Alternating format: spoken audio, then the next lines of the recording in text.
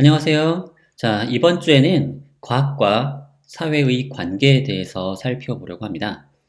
그래서 이번 시간에는 사회 구성주의가 무엇인지, 그리고 그에 대한 뭔가 사례가 있는지, 그리고 그 사례의 대표적인 사례를 통해서 한번 그걸 좀 비판적으로 검토해 보려고 하고요. 다음 시간에는 이제 젠더와 과학, 특히 생명과학과 젠더의 문제를 중심으로 이제 그 다원주의를 한번 소개해 드리려고 합니다. 그래서 사실 이번 시간과 다음 시간 모두 젠더 문제가 아주 중요한 문제가 될 거고요. 이제 젠더에 따른 어떤 이해관계 이런 것들이 이제 과학에 어떤 영향을 미칠 수 있는지, 그리고 미친다면 그게 과연 적절한 것인지, 그걸 제거해야 하는 것인지, 아니면 그걸 좀 인정해야 되는 건지, 뭐 등등을 좀 살펴보려고 합니다. 자, 우선 과학이 가치 중립적이다라고 하는 견해들이 있죠. 자, 과학은 당연히 가치가 들어오지 않는다라는 식의. 자, 그게 어떤 식의 얘기냐면요. 자, 이 과학의 가치, 과학의 뭔가 그 가치 중립적 아니면 가치 의존적 이런 문제에서 흔히 나오는 문제가 뭐 보통 이런 전쟁에 사용되는 기술, 그죠? 뭐 핵폭탄이나 화약. 근데 이런 기술들에 결국에 뭐가 사용돼요? 과학 지식이 사용되죠. 핵폭탄을 만드는데 양자역학, 상대성 이런 핵물리학 이런 거 다 사용됩니다. 그리고 이제 화약을 만드는데 사실은 이걸 대량으로 만들어내려면 암모니아를 이제 대량으로 합성할 수 있는 그런 방법이 필요한데 그것도 역시 과학이죠. 과학 지식이죠. 자, 그런데 이런 과학 지식이 암만 가치 중립적이라 주장한다 하더라도 이런 것이 비윤리적인 목적에 사용되기 때문에 이제 과학도 뭔가 윤리가 적용돼야 한다. 뭐 이런 식의 얘기들이 있는데, 자, 그에 대한 아주 강력한 반론이 이겁니다. 비윤리적인 것은 지식의 사용이지, 지식 그 자체는 아니지 않느냐. 지식의 사용자가 죄가 있는 거지. 사용자나 아니면 그걸 사용하는 방식에 죄가 있는 거지, 지식엔 죄가 없다는 거죠. 암모니아 합성법, 이런 식으로 하면 암모니아를 대량으로 합성할 수 있다라고 하는 그 지식이, 거기 무슨 윤리가 있냐는 거죠. 거기 무슨 도덕적이거나 비도덕적이거나 그런 게 거기에 담겨 있지 않은 거죠. 그걸 어떻게 활용하느냐. 그 지식의 사용에 이제 윤리가 있고 비윤리가 있는 거지, 지식 그 자체는 윤리고 뭐고가 없다는 거죠. 과학은 사실에 관한 것이며 사실에는 윤리적 의미가 없다는 겁니다. 그렇죠? 사실과 규범 두 개는 그 둘 사이에는 넘을 수 없는 벽이 있고, 따라서 과학은 가치 중립적이라는 거죠. 자, 이게 가장 표준적인 논리입니다. 과학은 사실에 관한 것이고 사실과 규범은 서로 다른 거고, 옳고 그름의 문제랑 맞고 틀림의 문제, 사실의 문제와 윤리의 문제는 서로 별개다라는 거죠. 자, 근데 사실 잘 생각해보면 과학은 언제나 가치에 의존적이었습니다. 과학에는 항상 가치 판단에 실려 있어요. 왜냐하면 과학 지식을 생산할 때 그것의 응용 의도를 배제할 수가 없죠. 하버가 예를 들어서 하버가 그 암모니아 합성법을 처음 발명했을 때 어떤 의미에서는 발견이죠. 왜냐하면 그런 식으로 하면 된다라고 하는 어떤 규칙의 발견인 거죠. 자연의 규칙을 발견한 거예요. 수소와 그 다음에 염소를 이제 잘 해서 적절한 압력 하에서 어떤 식으로 하면은 이게 뿅 하고 암모니아가 쉽게 만들어진다라고 하는 그런 자연의 규칙을 발견한 건데, 그 규칙 왜 만들었냐? 그 규칙을 왜 발견하고 싶었냐? 사실 의도가 있는 거죠. 화약을 대량으로 생산하고 싶어 하는 그런 의도가 이 안에 숨어 있었던 겁니다. 물론 양자역학이나 상대성 이론을 처음 개발할 때부터 핵폭탄을 했다고 말할 수 없어요, 절대로. 이건 너무 시간적인 간격도 너무 크고요. 하지만 어떤 경우에는 이제 그 지식의 응용 의도와 그 지식 사이에 그 간격이 매우 짧은 것들이 있고 매우 직접적인 그 동기가 되는 경우들이 있습니다. 자, 그 경우는 어떻게 할 거냐는 거죠.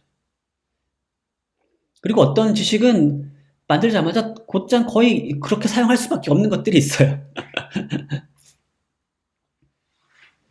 자, 그렇기 때문에 이 응용 의도를 딱 떼고서 지식 그 자체는 아무 죄가 없다라는 식으로 얘기하는 걸로는 이제 뭔가 좀 약하다는 거죠. 자, 두 번째, 연구 주제 선택 역시 가치 의존적입니다. 자, 내가 뭘 연구할까? 라고 하는 것들 보면은 사람들이 결국에 나는 커서 의사가 될 거야. 또는 뭐 어떤 질병을 연구하는 사람이 될 거야. 그거 왜 연구하냐고 물어보면 결국 그 질병을 이제 그 질병에 대한 치료법을 개발해서 인류에 공헌하겠다는 거죠. 그게 뭐예요? 가치가 있는 거잖아요. 가치가 담겨 있잖아요. 그리고 가만 보면은 왜 하필 특정 질병을 연구하느냐? 이런 거 생각해 봐도 거기에도 가치가 되게 중요하게 개입한다는 걸 알 수가 있죠. 어떤 사람은 에이즈를 연구하고 어떤 사람은 유방암을 연구하고 어떤 사람은 방광암을 연구하고 왜 하필 각자 다른 연구를 하느냐? 단지 그냥 우연이냐? 아니죠. 각자의 가치가 이제 반영되어 있는 거죠. 그리고 때로는 이게 사회적 가치가 사회적인 어떤 그런 그 약간 암묵적인 그런 그 사회적인 어떤 그런 관심이 이제 반영되는 게 있는데 뭐냐면 연구비가 쏠려요. 어떤 특정 분야에. 자, 특정 시기 1980년대, 90년대 이제 어마어마한 자금이 에이즈 연구에 쏠립니다. 반면에 뭐 말라리아 연구에는 별로 돈이 안 몰려요. 자, 이에 대해서 음모론적인 그런 시각도 있죠. 이게 음모론인지 뭔지 정확히는 애매하지만 그건 결국 어떤 병을 더 중시하느냐. 그게 가치죠. 어떤 병을 더 중요하게 고려하느냐에 대한 가치가 반영되는 거죠. 그래서 연구 주제 선택도 이제 가치 의존적이라는 거고요. 연구 방법의 선택도 가치 의존적입니다. 자, 예를 들어서 그 임상 연구를 할 때 환자에게 어떤 약을 투약했는지 고지를 해야 할까요? 자, 사실은 연구를 할 때 어떻게 하냐면 지난 시간에 얘기 드렸지만 그 인과적 가설의 증거 부분에서 얘기 드렸지만 임상시험을 할 때 실험군과 대조군에 약을 주는데 실험군에는 지금 시험 중인 약을 주고 대조군에는 뭘 줘요? 가짜 약을 주죠. 그리고 환자에게는 도대체 무슨 약을 줬는지 모르게 숨기는 거죠. 자, 근데 이게 과연 허용될 만한 일일까요? 지금 진짜 약을 원하는 그 환자에게 가짜 약을 주는 건 나쁜 짓 아닐까요? 자, 이것을 허용해야 되느냐 말아야 되는 것도 역시도 사실은 어떤 가치 판단이 고려돼야 할 사항인 거죠. 어떤 의미에서는 약간 좀 비윤리적인 측면이 있다 하더라도 그것을 강조했을 때 그걸 너무 지나치게 이제 환자를 동정적으로 생각해서 양쪽 다 약을 주게 되면 좀 엄격한 시험이 어렵게 되죠. 그래서 그걸 재야 됩니다. 뭘 더 중시해야 될지. 그런 의미에서 연구 방법의 선택도 가치 의존적인 거고요. 자, 근데 여기까지는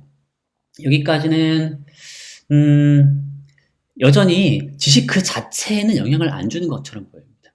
물론 자, 여기 이 세 가지 모두 과학과 관련된 과학과 이제 가치가 상당히 이제 밀접한 관계를 맺고 있음을 보여주긴 하지만 여전히 이 세 가지의 비판이 앞서 과학은 그냥 사실에 관한 것이고 여기에는 윤리적 의미가 없다라고 하는 것을 곧장 타격할 수는 없어요.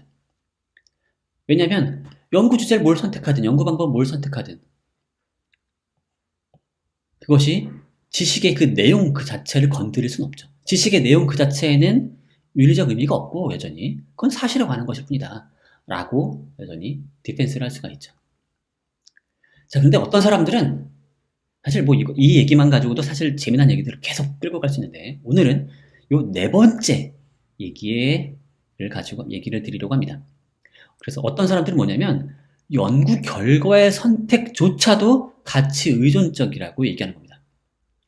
내가 어떤 이데올로기를 가지고 있는지, 어떤 정치적 지향을 가지고 있는지, 아니면 내가 어떤 그 계급적인 이해관계를 가지고 있는지 등등이 연구 결과의 선택에 영향을 준다는 거죠. 또는 뭐 내가 남자냐, 내가 여자냐, 아니면 내가 어떤 특정 인종이냐, 백인이냐, 황인이냐, 아니면 뭐 아시아인이냐 이런 것들이 지식을 선택, 연구 결과의 선택. 그래서 결국 지식을 이제 생산해서 발표하는 거죠. 그런 연구 결과의 선택에도 영향을 줄 수 있다는 겁니다. 이렇게 되면 앞에서의 이 얘기, 과학이 단지 사실에 관한 얘기라는 얘기가 상당히 이걸 고지고대로 주장할 수는 없게 되죠. 왜냐하면 이 사실이라고 주장되는 그 과학 지식 그 안에 뭐가 들어있어요? 가치 판단이 그 안에 내장될 수밖에 없거든요. 자, 예를 들어서 리센코주의라고 들어봤습니까? 자, 이건 제 소련의 한 사람, 그러니까 리센코라는 사람인데요, 학자인데요, 유전학자입니다. 근데 이 리센코라는 유전학자는 어떤 주장을 했냐면 형질에 대한 환경 결정을 주장했어요. 보통은 형질은 그러니까 다윈식의 그 진화론에 따르면 그 여러 가지 형질들은 일단은 우연히 만들어져요. 우연히 만들어지고 그게 이제 환경에 의해서 선택되는 거죠. 근데 리센코주의에 따르면 그런 변이들 자체가 환경에 의해서 유도될 수 있다고 생각했습니다. 이런 환경을 주면 애초에 그런 환경에 적합한 그런 변이들이 더 많이 만들어지고 그 다음에 획득 형질의 유전까지도 주장했어요. 그리고 또는 노력해서 얻은 형질까지도 살아있는 동안 노력해서 얻은 형질까지도 이제 유전될 수 있다고 주장을 했죠. 그러니까 사실 거의 이제 라마르크에 가까운 그런 주장을 했던 건데요. 자, 이런 주장을 왜 했느냐라고 좀 곰곰이 보니까 이게 그 당시 소련의 그 막스주의 철학과 사회적 요구에 부합하는 그런 이론이었던 거죠. 어떤 희망을 줘요. 그리고 그 다음에 이게 뭔가 정치적 올바름 같은 느낌을 주는 거죠. 그래서 적절한 환경을 통해서 이제 사람이든 아니면 생물이든 그런 유기체들을 이렇게 용이하게 변화시킬 수 있다라고 하는 것. 그런 관점. 자, 막스주의 철학에서 보면은 이제 사람의 어떤 본성이라고 하는 게 환경에 따라 바뀔 수 있다고 주장을 했거든요. 사람이 보통은 이기적이라고 생각을 하지만 그건 이제 자본주의적인 어떤 생산 방식, 자본주의적인 생산 양식 내에서 이제 거기에 걸맞는 이제 사람의 본성인 거고 이제 경제 관계가 좀 바뀌어서 뭐 사회주의나 공산주의가 된다면 거기에 부합하는 인간 본성이 발현될 거라고 또 생각을 했습니다. 그러니까 인간 본성이 이렇게 고정되어 있는 게 아니라 주어진 조건에 따라 바뀔 수 있다고 주장을 했었거든요. 자, 이런 주장에 왠지 잘 맞아 떨어져 보이는 그런 주장이고, 데다가 그 당시 이제 소련이 이제 식량 생산이 상당히 좀 시급한 과제였는데 식량을 좀 빨리 증산을 시키고 싶었습니다. 자, 그러기 위해서 이제 이게 과학자가 하는 말이 어떤 과학자가 이게 가능합니다. 라고 주장하는 거죠.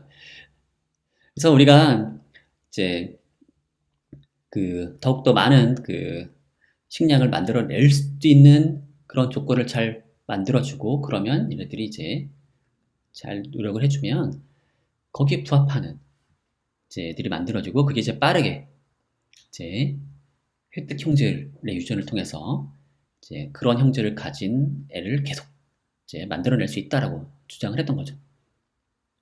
그런 희망을 불어일으키는 그런 주장이었기 때문에 이제 선택이 됐다는 거고, 사실은 이게 거의 이제 당에서 이제 인정을 해준 그런 유전학이었고, 이제 그 외의 유전학, 이게 반하는 유전학들은 이제 유전학적인 입장들은 이제 뭐라고 해야 될까요?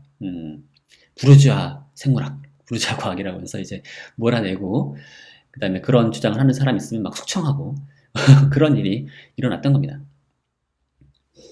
자, 잠깐 여기 아래 그림을 보여드리면 이제 라마르크식의 이제 진화고요. 이게 다윈식의 진화인데요. 라마르크식의 진화에서는 이제 높은 곳에 이제 나뭇잎이 있으면 그걸 따먹으려고 열심히 노력을 합니다.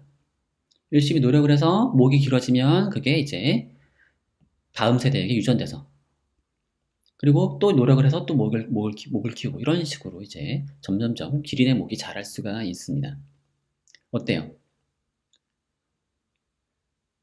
이게 정말로 이럴 수 있느냐의 문제를 떠나서 만약에 이럴 수 있다면 좋은 거 아닌가요?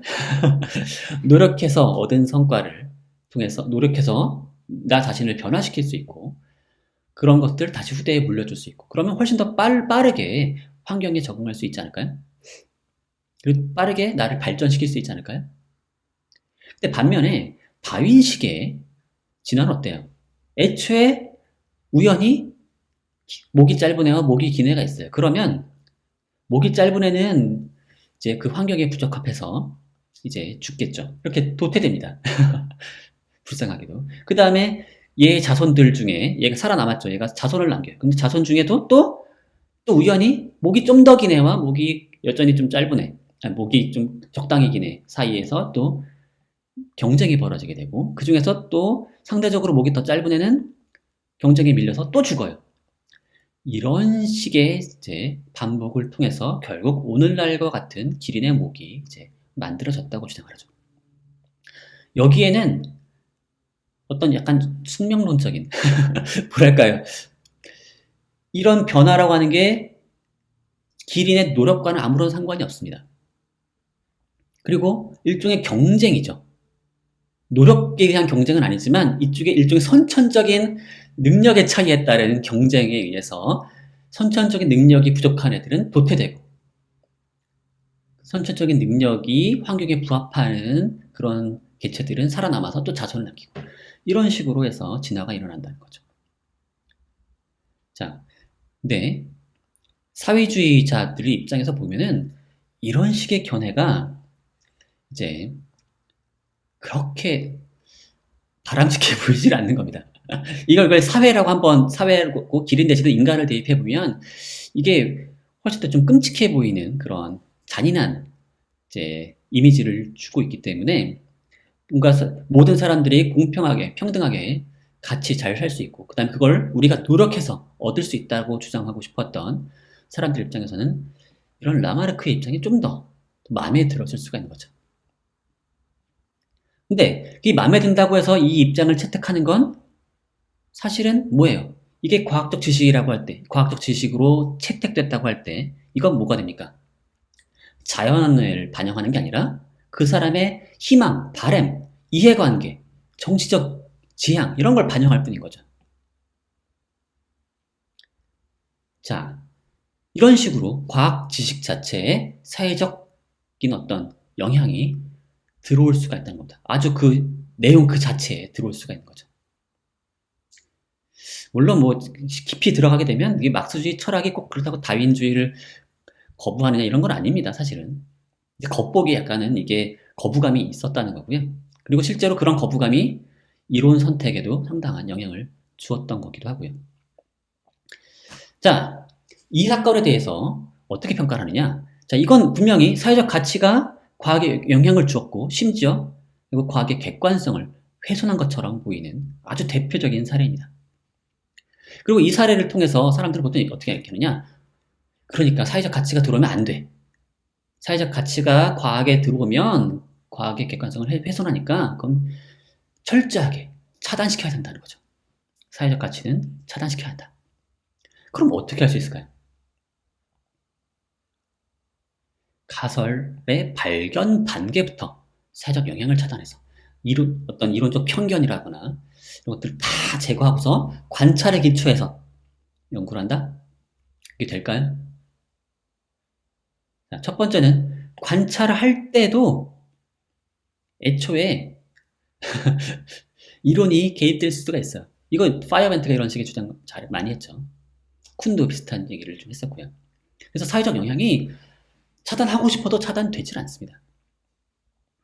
그 다음에 사실은 관찰로부터 이론을 만들어내는 과정, 관찰로부터 가설을 만들어내는 과정도 얘도 약간의 일종의 점프가 있어요. 도약이 있죠. 관찰만 주의 깊게 한다고 해서 그로부터 가설이 그냥 자동으로 튀어나오는 게 아니다. 그 관찰을 설명할 수 있는 가설이 여러 개예요. 그 중에 어떤 것이 떠오르는 건 뭐겠습니까? 그것도 그 사람의 그동안 과학자로 성장하는 동안 얻은 여러 가지 지식이나 경험, 그것 영향을 줄 수밖에 없겠죠. 자, 그렇기 때문에 가설 발견 단계에서 사회적 영향을 차단한다는 건 상당히 어렵습니다. 그러니까 어떤 사람들은 이렇게 얘기하죠. 그럼 가설의 선택 단계, 가설 발견 과정에서는 차단할 수 없고 선택 단계에서만 사회적 영향을 차단한 채 오로지 이제 가설과 증거의 기초에서만 가설을 이제 선택하자, 가설을 평가하자 이럴 수 있죠. 보통은 요 앞에 단계를 이제 발견 단계라고 하고요. 뒤쪽을 이제 정당화의 단계라고 얘기합니다. 그러니까 발견할 때는 이제 마음대로 이제 상상의 나래를 펼쳐가지고 어떤 편견이 들어도 상관없고 정당화를 할 때는 근데 그런 영향들을 다 제거하고 오로지 증거의 기초에서만 평가하자는 거죠. 자, 언뜻 보면 말이 될 법합니다. 그런데 이것도 쉽지가 않아요. 왜냐하면 이제 관찰, 증거를 설명할 수 있는 가설들이 여러 개예요. 단 하나가 아닙니다. 그래서 가설 1, 가설 2, 만약에 이런 식으로 경쟁 가설이 있을 수가 있는 거죠. 증거를 설명할 수 있는 가설이 하나가 아니면 둘 사이 경쟁이 일어나죠. 그런데 문제는 증거를 동일한 정도로 둘 다 이제 설명할 수 있다면 도대체 증거는 누구의 손을 들어줘야 되느냐 이런 문제가 생기죠. 만약에 이게 완벽하게 동등하다면 어떻게 됩니까? 유보를 해야겠죠. 판단 유보. 난 모르겠다. 나는 합리적 선택을 해야 되는데 증거에 기초해서 선택을 하려니까 둘이 차별화가 안 된다. 그러면 판단을 유보해야겠죠. 근데 과학사를 잘 들여다보면은 이런 식으로 유보하는 경우들이 거의 없어요. 과학자들마다 다 입장이 있습니다. 다. 어떤 과학자는 1번을 선호하고 어떤 과학자는 2번을 선호해요. 그리고 막 싸우다가 아직은 증거가 어느 쪽을 완벽하게 지지하지 않는 것 같음에도 불구하고 어느 하나가 이겨요. 도대체 이런 일이 왜 일어날까요? 이런 일이 일어나는 데는 결국 뭐가 개입한다? 사회적인 영향이 개입한다는 거죠. 자, 그리고 이런 일은 이런 리센코 주의와 같은 우리가 흔히 말하는 나쁜 과학에만 적용되는 게 아니라 우리가 교과서로 접하고 있는 여러 이제 성공한 과학 또는 아주 좋은 과학처럼 보이는 애들조차도 다 이런 식의 영향으로부터 자유롭지 않다는 거죠. 자, 이런 주장을 하는 사람들이 이제 사회 구성주의입니다. 이들은 과학 지식이 애초부터 사회적으로 구성되었다고 주장을 합니다. 자, 이 사람들이 뭐 자연 또는 뭐 관찰, 이제 그것이 아무런 영향을 주지 않는다고 얘기하는 거 아니에요. 그게 분명히 지식의 생산에 중요한 기여를 하긴 하지만 그게 불완전하다는 거죠. 방금 전에 얘기한 것처럼 증거가 어떤 가설 하나를 결정해주지 못하는 거죠. 그러면 결정해주지 못하는데도 불구하고 어떤 가설이 선택되거나 아니면 논쟁이 종결이 되거나 결국 또는 논쟁이 또 지속이 되거나 이런 것은 결국 사회적 요인이 개입해서 결정을 해줄 수밖에 없다는 겁니다. 자연이 결정해 주지 못하는 부분을 사회가 결정을 해주는 거죠. 자, 그래서 논쟁이 종결되거나 이제 어떤 순간에 증거가 부족한데도 불구하고 불충분한데도 불구하고 어느 하나가 선택됐다. 그건 아마도 그 당시 그 이론을 선호할 만한 사회적 어떤 분위기가 있었을 거라는 거죠. 또는 논쟁이 계속 지속이 된다. 그렇다면 반대편이 어떤 하나를 자 오늘날의 입장에서 보면은 A라는 이론이 이미 이론이 선택이 됐어요. 근데 B라는 이론을 주장하는 사람이 계속 이제 반발을 한 거겠죠. 자, B라는 이론을 계속 고집한 사람들이 있다면 거기에도 뭔가 이유가 있을 거라는 거죠. 어쩌면 A를 지지하는 증거가 좀 더 강력해 보임에도 불구하고 B를 주장하는 사람들이 이제 여전히 많아서 논쟁이 계속 지속이 된다면 그것 역시 사회적 요인 때문에 그럴 가능성이 있다는 겁니다. 결국 과학 이론은 사회적 타협의 산물인 거죠. 그리고 이런 식의 얘기는 실패한 과학뿐만 아니라 교과서에 실린 성공한 과학조차도 그렇다는 얘기인 거죠. 자, 이 주장은 상당히 이제 급진적인 주장입니다. 앞에서 리센코 사건 같은 그런 좀 나쁜 과학에만 사회적 영향이 들어온다라고 주장하면 하고 아인슈타인의 뭐 상대성 이론이나 뉴턴의 뭐 마뉴엘력의 법칙이나 그런 곳에는 사회적 영향이 들어온 게 아니다. 그런 식으로 얘기하면 뭐 사실 그건 되게 이제 일반적인 그런 입장이지만 이 사회 구성주의는 아주 훨씬 더 급진적인 주장입니다. 그리고 이런 이해에 따르면 우리가 교과서를 통해서 접한 그 과학 지식조차도 어쩌면 그 당시 그 과학 이론이 성립될 당시에 사회적인 여러 가지 요인들이 그 안에 내장돼 있을 수가 있는 거죠. 그래서 어쩌면 그 당시 그 선택될 당시에 어떤 사회적 이해관계가 그 안에 암묵적으로 내포되어 있을 수도 있다는 겁니다. 사례가 있을까요? 자, 여러 사례들이 있습니다. 자, 여기 나온 사례들이 뭐 확정적인 사례들은 아니에요.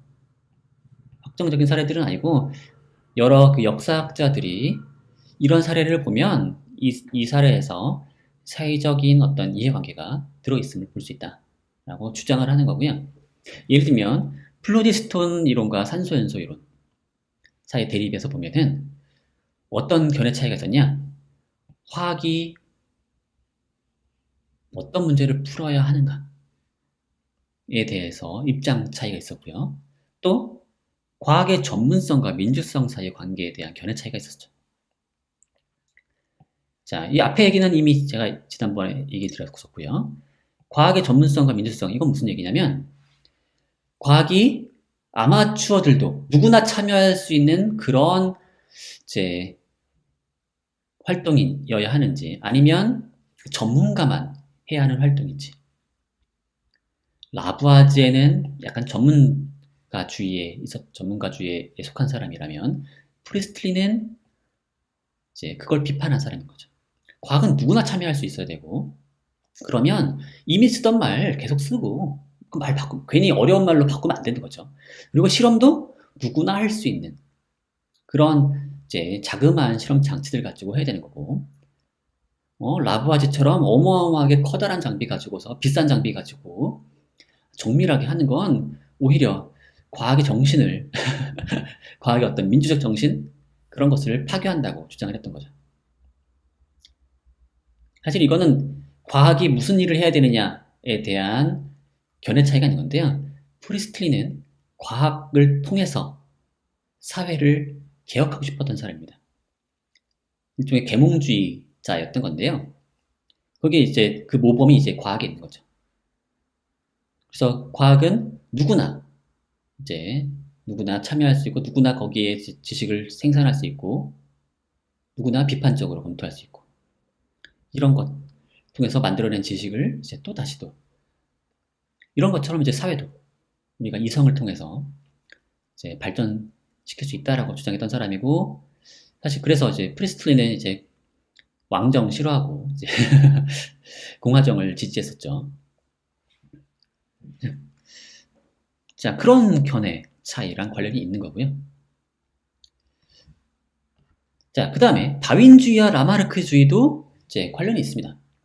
다윈주의의 어떤 탄생 배경에는 극도로 경쟁적이었던 19세기 영국 사회를 이제 빼놓고 생각할 수 없다는 겁니다. 바로 극도로 경쟁적이었던 영국 사회였기 때문에 그런 식의 경쟁에 기초한 진화 이론이라고 하는 게 발견되거나 받아들여지기 쉬웠던 거고, 반면에 심한 경쟁이 없었던 당시 러시아 사회에서는 생존 경쟁이라는 개념 자체는 이해에 어려움이 있었습니다. 자, 이런 식의 얘기도 있는 겁니다. 자, 그 다음에 고전역학과 양자역학 사이의 대립. 그래서 양자역학을 1920년대 독일의 과학자들이 유독 이제 많이 거기에 많이 기여를 했었는데요. 왜 그랬을까를 설명하는 과정에서 실험을 가지고 설명하는 게 아니라 당시 독일의 상황을 가지고 설명을 하는 겁니다. 당시 독일은 어땠냐? 1차 세계대전에서 패배해서 막대한 배상금을 물어야 했던 상황입니다. 뭔가 이제 우울한 상황이죠. 이런 독일의 상황에서 젊은이들이 이 책임, 자, 독일 1차 세계대전 패배의 책임을 결국 이제 따지고 들면 결국 독일이 잘못한 거라는 식이 되는 거거든요. 그래서 결정론 이렇게 원인을 따지고 들고 가다 보면 결국 이제 책임이 우리나라에 있는 것이고, 이제 근데 그런 거를 이제 거부하고 싶었던 사람들이 이제 결정론적인 그런 인과관계에 대해서 적대적이 되었다는 거죠. 그게 그냥 이거 우연이야. 운이 나빠서 이렇게 된 것뿐이야. 라는 식의 이제 책임 회피의 자세가 결정론적인 물리학에 적대적이 되도록 만들었다. 라는 겁니다. 자, 이게 각자 제가 여기다 이름을 써놨는데요. 이게 다 이런 주장을 하는 그 역사학자들의 이름을 쓴 겁니다. 이건 잔 골렌스키라는 사람이 주장하는 거기도 하고요. 이거는 로버트 영이라는 이제 사람이 주장한 거고, 이거는 포먼이라는 사람이 주장한 겁니다. 그 다음에 이제 멜서스와 리카도와 같은 경제학도 마찬가지죠. 멜서스의 경제학, 리카도의 경제학. 자, 이거는 뭐 많이 또 알려져 있는 거기도 한데, 각 이론은 멜서스는 지주의 이해를 대변하고 리카도의 그 이론은 자본가 이해를 대변한다. 이거 사실 그 보호무역주의와 이제 그 자유무역주의 사이의 싸움인 건데, 리카도는 자유무역주의를 지지하고 멜서스는 보호무역을 지지했죠. 이건 각각 지주와 자본가의 이해를 각각 따로따로 대변하는 이론이라는 거죠. 그래서 이게 뭔가 자연을 반영하는 게 아니라 어떤 사회적 이해관계를 반영하고 있다는 겁니다. 자, 이게 근데 이게 여러분 관심 있으신 분들은 이거 한번 찾아보시기 바라고요. 여기 클릭하면은 이거 제가 골렌스키랑 영의 논문은 제가 이제 링크를 해놨으니까 한번 클릭을 해보시기 바랍니다. 그러면 논문을 직접 볼 수가 있어요. 재밌습니다, 아주. 자, 근데 이건 또 너무 옛날 사례이기도 하고요. 옛날 사례이기도 하고, 이게 또 시간이 지나면 그 옛날 그 과학 이론의 사회적 영향이 스며들었다 하더라도 시간이 지나면 그런 당시의 맥락이 점점점 이제 희미해지고 사라집니다. 그래서 과학 이론이라고 하는 게 어떤 특정한 맥락 속에서, 사회적 맥락 속에서 만들어진다 하더라도 이게 한참 시간이 지나서 100년, 200년 지나면 처음 원작자의 의도라고 하는 것은 사라지는 거고, 오로지 그 이론의 내용만 가지고 얘기하다 보면 점차 이런 식의 얘기라고 하는 것은 그 당시 얘기일 뿐이지 지금의 얘기는 아니다 라고 얘기할 수 있어요. 그래서 이런 식의 과정이 있는 거죠.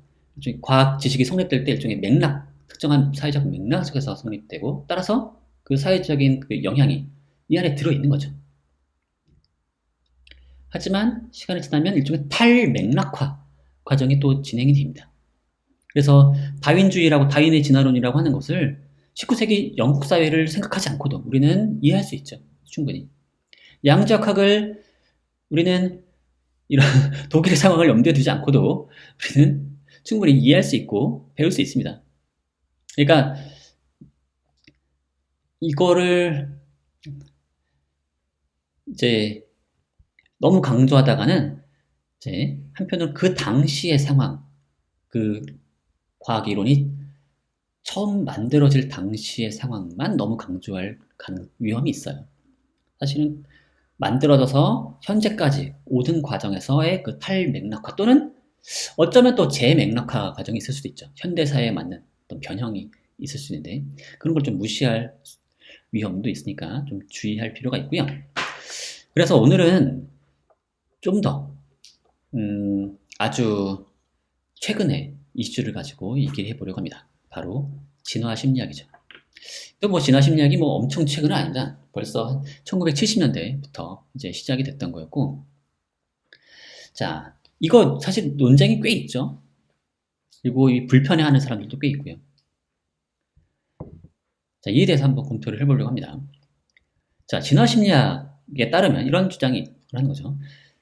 현대 인간의 심리는 플라이스토세라고 하는 어떤 특정 그 지질학적 시기가 있습니다. 그 시기에 환경적, 사회적 적응의 사물이라는 겁니다. 자, 인류의 과거, 조상이 특정한 조상이 살던 시기가 있어요. 조상이 살던 시기가 있는데 그 시기에 환경적, 사회적 적응의 사물이었다는 거고요. 그래서 예를 들면 에드워드 윌슨 같은 학자는 인간의 공격성이나 강간, 외국인 혐오를 포함한 인간의 사회적 행동 다수에는 이때에 기초한 그런 진화적 기초가 있다는 겁니다. 우리가 왜 하필 이런 특성을 가지고 있지? 그거는 그런 특성이 과거 플라이스토세의 환경이나 사회에 비춰봤을 때 그게 유리한 행동이었기 때문이다. 라는 식의 설명인 거죠. 그리고 그게 나름 진화적으로 유리한 전략이었기 때문에 이제 생존과 번식에 유리했고 따라서 그런 행동이 선택됐다는 겁니다. 자, 대표적인 연구 주제로는 이제 이게 남녀 문제에 상당히 관심이 많습니다. 그래서 남녀의 짝짓기 취향 차이라거나 아니면 가정과 일에 대한 남녀 차이가 상당히 선천적으로 정해져 있다는 주장을 하는 거고 그 선천적인 어떤 특성은 언제 기인하냐? 바로 이때에 기인한다고 주장을 하는 거고 그 다음에 이런 특성이 선천적이기 때문에 쉽게 바뀌기 어렵다라고 주장을 또 하고 있는 거죠. 그런 게 이제 이 안에 들어있는 얘기들입니다. 예를 들어서 이제 남성들이 그 여성의 모습을 볼 때 어떤 특정한 각도를 좋아한다고 주장을 합니다. 그래서 남성들이 매력적으로 여기는 여성의 뒤태는 이러한 식의 각도, 특히 이제 요 45도 근처 이런 각도를 제일 선호한다고 말합니다. 남성들은. 이건 뭐 이제 설문조사하면 나오는 거죠. 이제 사진 이렇게 보여주고서 당신은 누가 제일 마음에 드냐?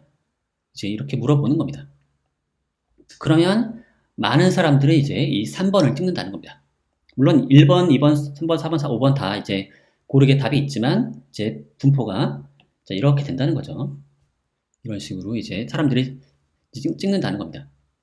그 다음에 왜 하필 이 가운데의 특성을 가진 여성을 왜 매력적으로 여기는지를 이제 설명을 시도하는데요. 이에 대한 아주 전형적인 설명은 다음과 같습니다. 자, 이걸 각도를 이 요부만곡이라고 하는데요. 요부만곡이 45도에 가까울수록 여성들이 임신과 출산의 어려움을 덜 겪으며 또한 이런 여성들이 임신한 상태로도 움직임이 비교적 편해 먼 옛날 과일 채집 등의 활동에 유리했다. 자, 이 각도가 이제 출산에 유리하다는 거죠. 그리고 활동에도 유리하고 임신한. 그래서 수천 년 전부터 이러한 여성을 선호해 오던 남성들의 습성. 그러니까 이런 여성을 선호한 남성과 이런 여성과 짝짓기를 한 남성들이 자손을 더 잘 낳았겠죠. 그렇죠?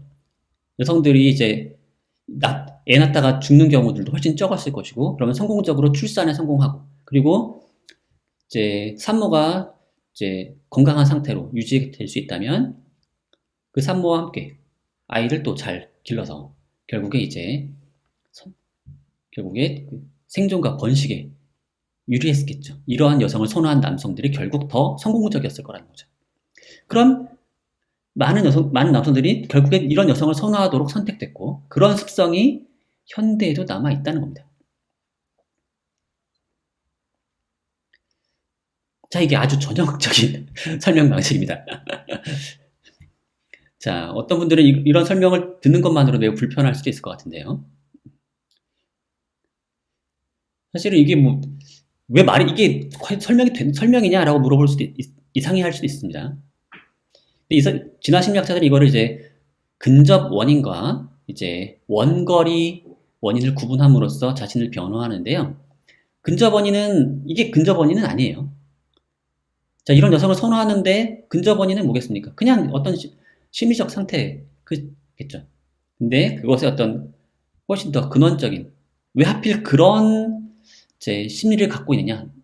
대부분의 남성이 왜 그런 심리를 갖고 있느냐? 그거는 그런 심리를 가진 남성들이 생존과 번식에 더 유리했기 때문에 선택됐고, 그런 습성이 현대까지도 이어지고 있는 것이다 라고 설명을 하는 거죠.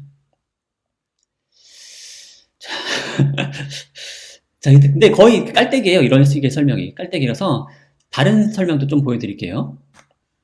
짝짓기 취향 차이에 대해서 연구한 사람인데, 데이비드 버스가 이 대표적인 연구자입니다.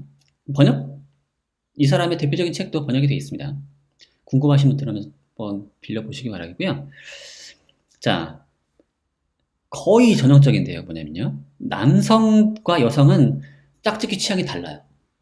남성은 대체로 자신보다 나이 어린 여성을 선호하고 신체적인 매력을 되게 중시합니다. 예쁘냐 안 예쁘냐가 매우 중요해요.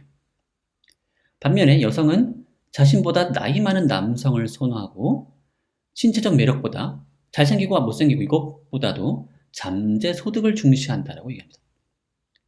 자, 이렇게 얘기하는 순간 난 아닌데 할 사람 많이 있습니다. 근데 또 어쨌든 통계적으로 그렇다는 주장이고요. 자, 그래서 이 전략을 다음과 같이 표현합니다. 남성은 잠재 생식력이 높은 여성짝을 통해서 자손수를 최대화하는 전략이라는 겁니다. 자신보다 나이 어린 여성, 그리고 신체적 매력이 이제 뛰어난 여성을 더 선호해서. 그래서 그렇다는 건 뭐예요? 이 여성은 잠재 생식력이 높은 여성인 거죠. 더 오랫동안 안전하게 출산을 할 수 있는 여성이라는 거고요. 그래서 자손수를 최대화하는 전략을 사용한다는 겁니다. 반면에 여성은 잠재 자원량이 많은 남성짝을 선호하는 거고, 그걸 통해서 안정적인 자손 부양 전략을 취한다는 겁니다. 그래서 남성은 뭐가 중요해요? 다다익선입니다. 자손수를 많이 낳을수록 좋다는 거고요. 많이 낳는 전략을 쓰는 거고, 여성은 많이가 아니라 적더라도 안정적으로 자손을 부양하는 전략이 중요한 겁니다. 그걸 위해서 잠재 자원량이 많은 짝이 필요하고, 남성은 최대화를 위해서는 생식력이 높은 여성짝을 선호한다는 거고요. 자, 버스에 따르면 이런 전략은 남녀의 최선의 전략입니다. 왜냐? 자, 이거는 어디로 끌고 들어가냐면 난자와 정자의 차이로 끌고 들어갑니다. 여성의 난자는 이제 한정돼 있죠. 개수가 한정돼 있어요. 자신이 혼자 낳을 수 있는, 평생 동안 낳을 수 있는 자손의 수가 한정적이죠. 그렇죠? 애초에 난자의 개수도 한정적이고, 그리고 임신 기간이라고 하는 게 있기 때문에 사실은 많이 낳고 싶다고 해서 많이 낳을 수가 있는 게 아니죠. 반면에 남성의 정자는 사실상 무한하기 때문에, 사실은 그래서 무한하기 때문에 결국 이 자손을 돌보는 일이 여성에게 더 중요한 일이 된다는 겁니다. 자, 이 설명도 매우 전형적인 설명 방식이고요. 자, 그러다 보니까 자손을 돌보는 일에 자손을 제대로 돌보는 자식을 잘 돌보는 일을 잘할 수 있으려면 여성의 경우에는 이제 가정적이거나 아니면 잠재 자원량이 많은 남성 짝이 더 중시되는 거고요. 때문에 남성의 경우에는 이제 사실은 사실상 사실 여성을 바꿀 수만 있으면 계속 바꿔서 이제 어떻게든 많이 낳을 수 있죠. 그리고 그걸 다 자기 자식으로 만들 수가 있습니다. 뭘 키우지 않더라도, 심지어 키우지 않더라도 그렇게 되는 거죠. 자, 그런 식의 설명에 따르면 다 여기에 뭐가 있는 거예요? 가정과 일에 대한 태도가 다른 거죠. 왜 하필 여성은 왜 더 가정을 중시하고 남성은 가정을 덜 중시하느냐. 그리고 혼외 정사의 태도에 있어서도 왜 남성은 혼외 정사를 더 많이 하느냐. 상대적으로 여성에 비해서. 그건 다 여기 있다는 거죠. 그 다음에 그리고 혼외 또는 질투 같은 심리도 왜 약간의 차이가 있는데 남성은 훨씬 더 뭐에 치중하냐면 신체적인 어떤 문제에 집중하는 반면에 여성은 감정적인 문제에 훨씬 더 집중한다. 이런 식의 얘기가 이제 전형적으로 얘기 나오는데 그것도 다 이걸로 설명된다는 겁니다. 여성은 애초에 남성을 바로 이런 짝으로 원하는 거고요. 남성은 애초에 여성을 이런 짝, 생식력으로 찾는다는 거죠.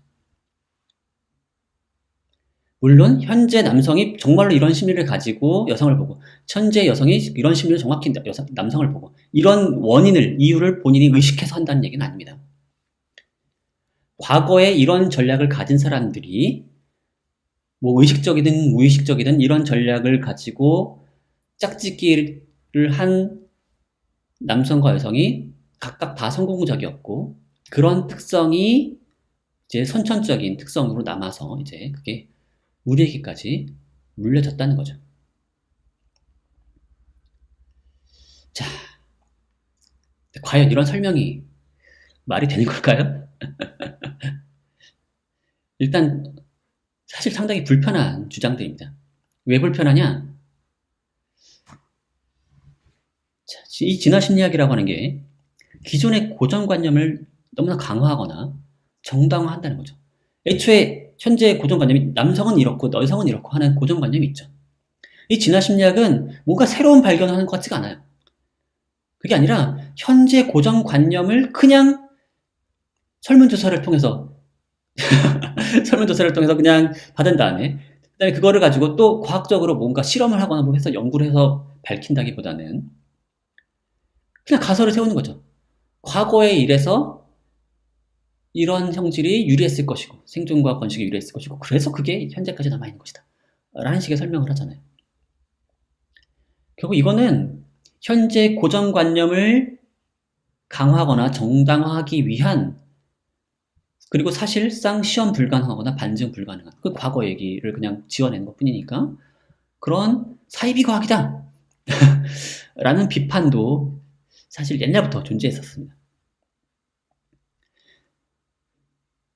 그래서 진화심리학의 어떤 가설이라고 하는 것들이 이제 옛날에 어떤 가상의 어떤 환경과 사회를 이제 지원해 놓고서는 그 환경 내에서 어떤 형질이 유리했을지에 대한 꽤 그럴듯한 시나리오를 좀 써놓고서는 그런 거 다 했다고 주장을 하니까 이게 과연 이제 신뢰할 만한 주장인지조차 의심스럽다. 심지어 어떤 과학도 아니다. 라고 주장을 하는 사람들이 있기도 하고요. 한편으로는 진화심리학이 너무 생물학적인, 선천적인 무언가만 강조하고 문화적인 영향을 경시한다. 라는 비판도 있고요. 그리고 더욱더 중요한 건 결국 이제 아래 둘인데 아까도 말씀드렸지만 진화심리학이 기존의 고정관념을 강화한다는 거죠. 이에 따르면 여성의 유리천장 왜 여성들이 이제 사회적으로 성공을 못하냐? 왜 높은 자리에 못 올라가느냐? 그걸 유리천장이라죠. 그에 대해서 뭐라고 설명하냐면 그건 차별이 아니라 그것의 주된 원인은 여성의 선천적 기질 때문이라고 설명하는 거죠. 여성들이 못 올라간 게 아니라 안 올라간 거라는 겁니다. 왜? 가정을 더 선호하니까. 자, 이런 식의 설명을 하면서 현재 존재하는 어떤 차별을 없는 것처럼 또는 있다 하더라도 그것을 매우 그것의 중요성을 이제 약화시키는 방향으로 이제 나아가는 거죠. 이런 문제 때문에 페미니스트들이 이제 이 진화 심리학에 대해서 상당히 이제 안 좋은 시선으로 보고 있죠. 틀렸다, 맞았다라고까지는 못하더라도 이제 어떤 사람은 틀렸다라고 주장하기도 하고 어떤 사람들은 이제 이게 의심스럽다거나 이제 불편하다라고 계속 이제 보고 있고요. 심지어 진화 심리학은 인간의 어두운 면모들에 대해서 변명을 자꾸만 제공해 주는 것 같아요. 예를 들면 뭐 강간과 같은 그런 것도 남성의 자연적 본성에 따른 행동. 마치 앞에서 보면은 남성은 자손수 최대화 전략을 쓰잖아요. 그래서 그러니까 아주 이제 조야하게 가설을 세우면 바로 그 본성 때문에 강간이 나타나는 것이다. 라는 식으로 설명을 하기도 하는 거죠. 물론 그런 가설들은 이제 지금은 채택된 가설이 아닙니다. 그건 뭐 진화 심리학을 또 너무 이제 비하하는 방식의 거고요.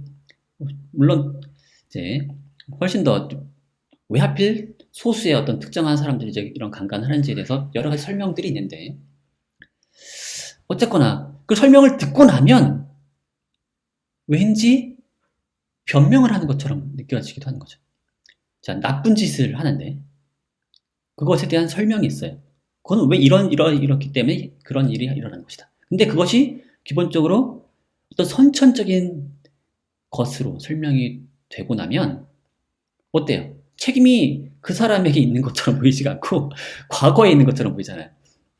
이게 뭔가 변명을 제공해주고 뭔가 그 죄를 약화시키는 것처럼 느껴지죠. 자, 그래서 이런 불편한 시선들이 진화 심리학에 있는 건데요. 이에 대해서 진화 심리학자들도 나름의 반론들을 펼칩니다.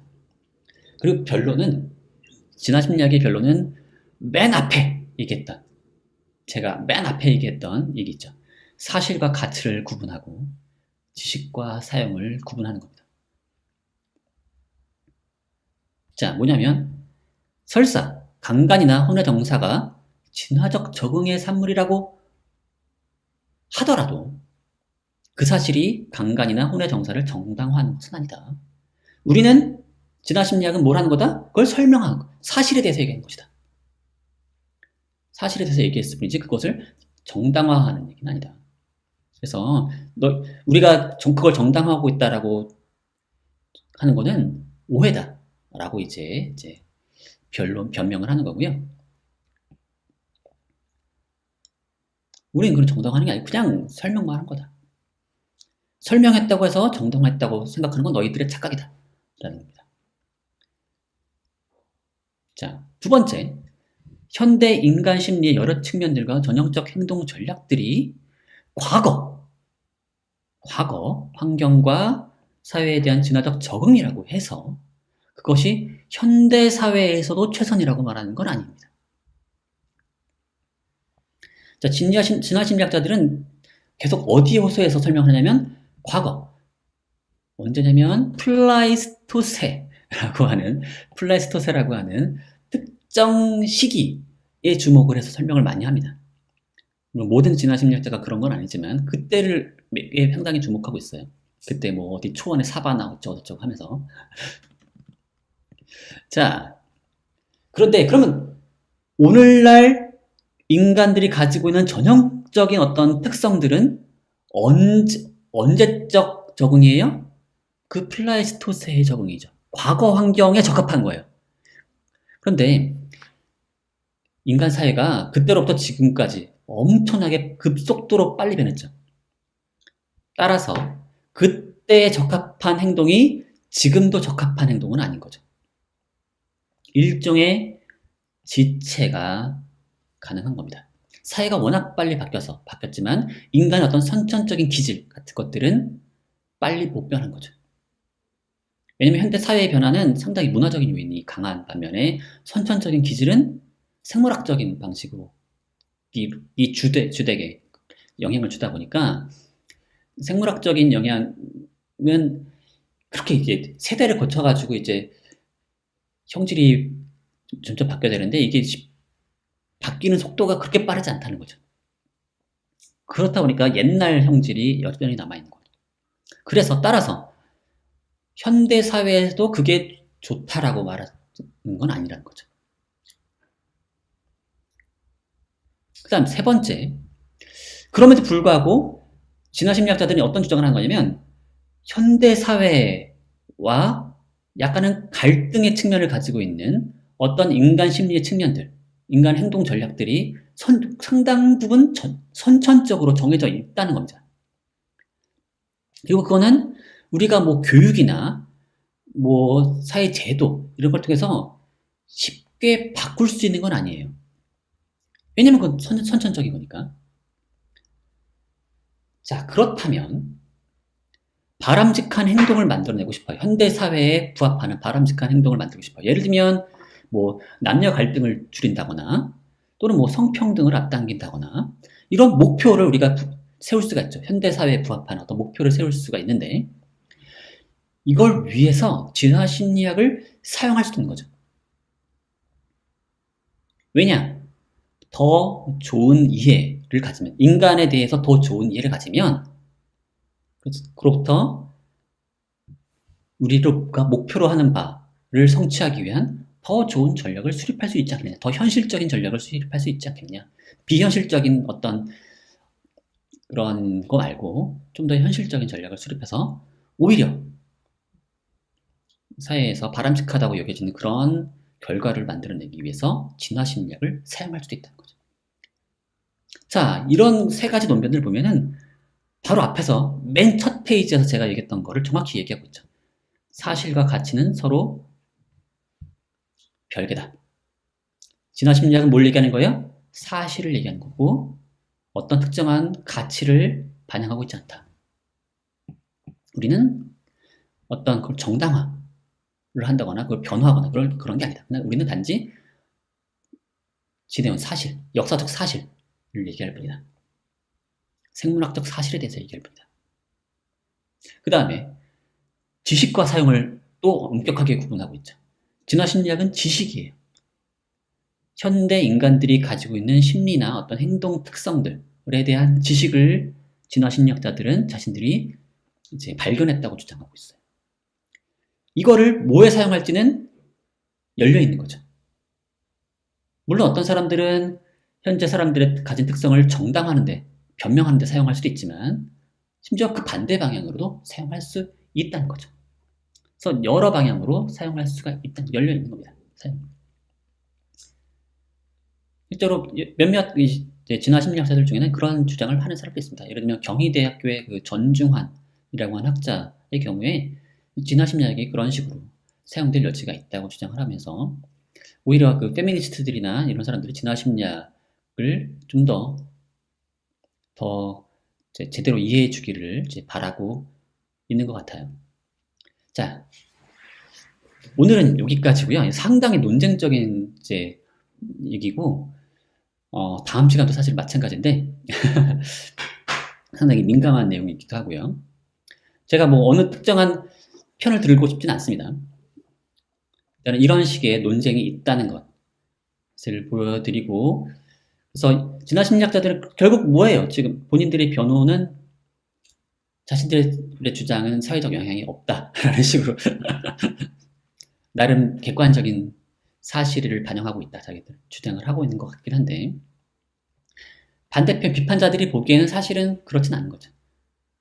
비판자들이 보기에는 이런 정당화의 의도가 담겨있고 그걸 위해서 만들어진 사실이다. 그래서 사실은 거의 순환 논리에 빠져있는 그런 거 아니냐라는 식의 의심까지도 하고 있는 거기도 하고요. 자, 이에 대해서 제대로 평가하려면 여러분들 각자 한번 이에 대해서 다루고 있는 책들을 제대로 읽어볼 필요가 있습니다. 그러면 오늘 수업 여기서 마치도록 하겠고요. 다음 시간 젠더와 생명과학들에 대한 좀 다루도록 하겠습니다. 여러분 감사합니다.